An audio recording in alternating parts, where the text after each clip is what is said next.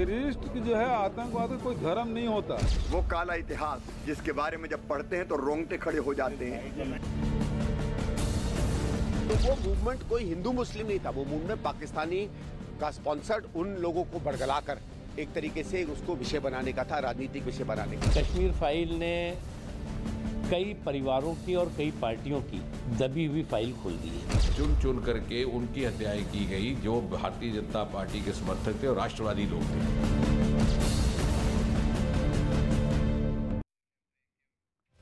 नमस्कार, मैं रीमा प्रसाद।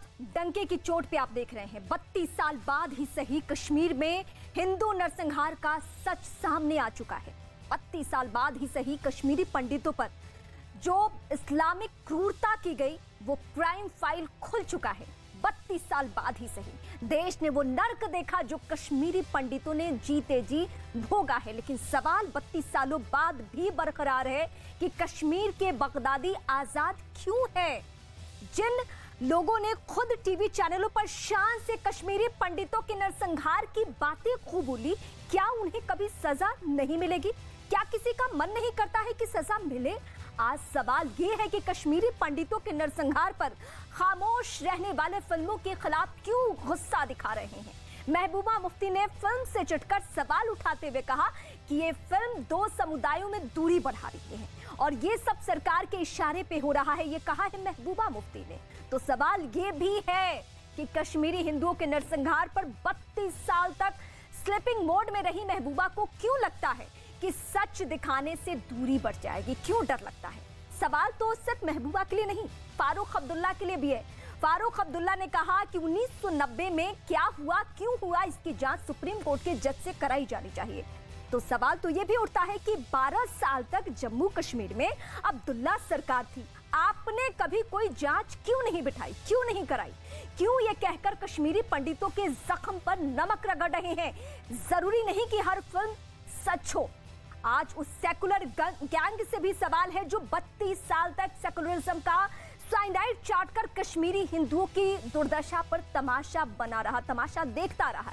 ऐसे ही लोग कश्मीर के सच के सुपारी किलर हैं। इसलिए आज डंके की चोट पर हम आपसे सवाल पूछ रहे हैं। ये चुभते हुए सवाल है, लेकिन ये सवाल जरूरी है आज। क्या बचे रहेंगे कश्मीर के बगदादी? पंडितों का नरसंहार माफ है? ये दूसरा सवाल है और आप सभी के जहन में यही सवाल कौंध रहा है कि क्या पंडितों का नरसंहार माफ है? ये एक एक करके सवाल हम आपके सामने उठा रहे हैं। सवाल डंके की चोट पे हम पूछ रहे हैं कि नरसंहार पर खामोश, फिल्म पर गुस्सा क्यों, आक्रोश क्यों? ये सवाल जरूरी है। कश्मीर का सच दिखाया, कौन कौन घबराया, आज इस डिबेट के जरिए ही तय हो जानी है। और इस वक्त एक बड़ा पैनल हमारे साथ है कश्मीर के मसले पर बातचीत करने के लिए। सबसे पहले मैं उनका परिचय करवा दूं, एक एक करके सवाल पूछेंगे इस मसले पर।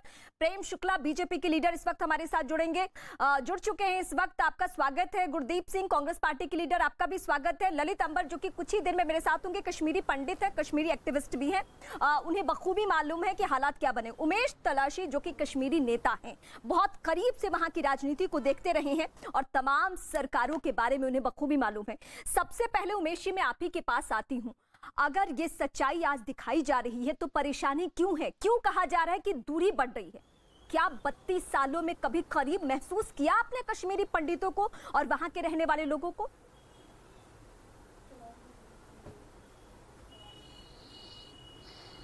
I'm not able to hear her. Umesh ji, आप तक आवाज आ रही है? मैं फिर से जुड़ूंगी, लेकिन इस बीच मैं कांग्रेस पार्टी से भी यही सवाल पूछना चाहती हूं। गुरदीप सिंह जी हैं। गुरदीप जी, क्यों इस सच्चाई से हम घबरा रहे हैं? क्यों सच्चाई से आंख नहीं मिला रहे हैं? ये सच है, 32 साल बाद ही सही स्वीकारना होगा, हम सबको स्वीकारना होगा, नजरें मिलानी होगी इससे।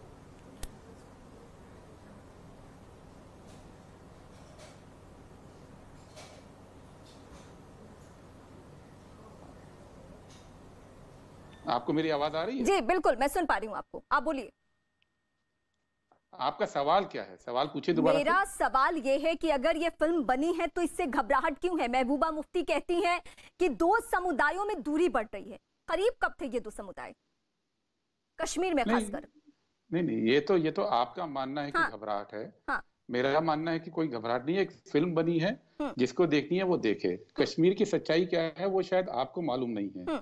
आपको शायद ये मालूम नहीं है आप कि बेहतर तरीके से बता कश्मीर दीजिए। को हाँ। के हालात नहीं कश्मीर के हालात 2003-4 में ऐसे थे कि हर साल 2500 लोग मारे जा रहे थे। ये शायद आपको मालूम है कि नहीं है, मालूम नहीं।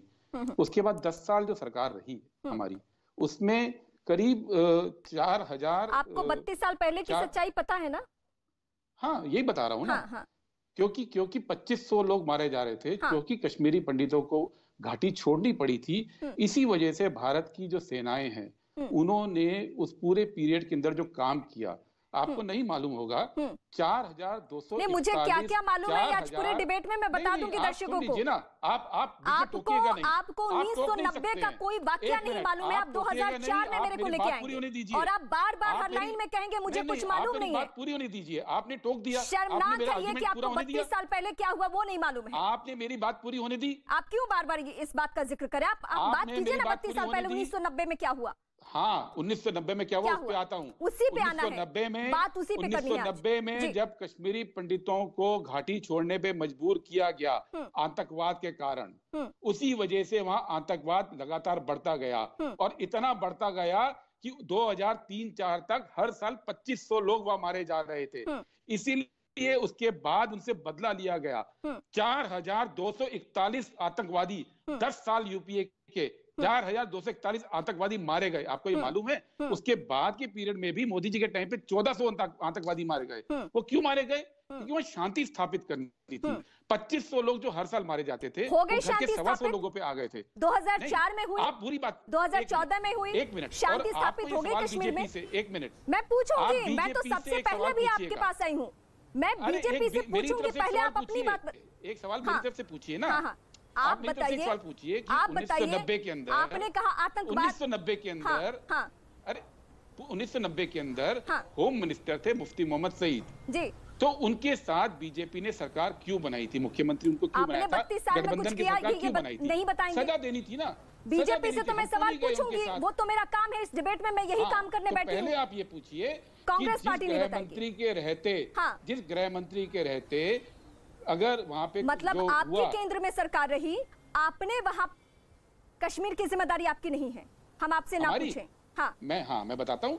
जब मनमोहन सिंह जी की सरकार आई थी, 2500 लोग हर साल मारे जाते थे। और जब उनकी सरकार 10 साल बाद गई तो ये आंकड़ा 125 पे रह गया था। इन दिनों एक फोटो वायरल हो रहा है। दूसरी बात, गिलानी को पहचानते हैं? क्योंकि गिलानी को पहचानते हैं? बात पूरी होने देंगे तब मैं बोलूंगा। गिलानी को पहचानते हैं आप?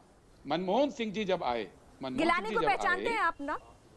एक तस्वीर इन दिनों वायरल हो रही है। कश्मीर के मुद्दे पे आपने किससे बात की? ये मैं समझूंगी, लेकिन नहीं आप बात को घुमा रहे हैं। नहीं बिल्कुल नहीं, आप बात को घुमा रहे हैं। बीजेपी से क्या पूछना है ये मैं तय कर लूंगी ना। आप सवाल पे सवाल पूछेंगे, सवाल पे जवाब नहीं लेंगे। आप जवाब नहीं दे रहे हैं। आप जो सवाल मुझे पूछना है वो आप जवाब लेंगे। मैं दूसरे लीडर के पास जाती हूँ।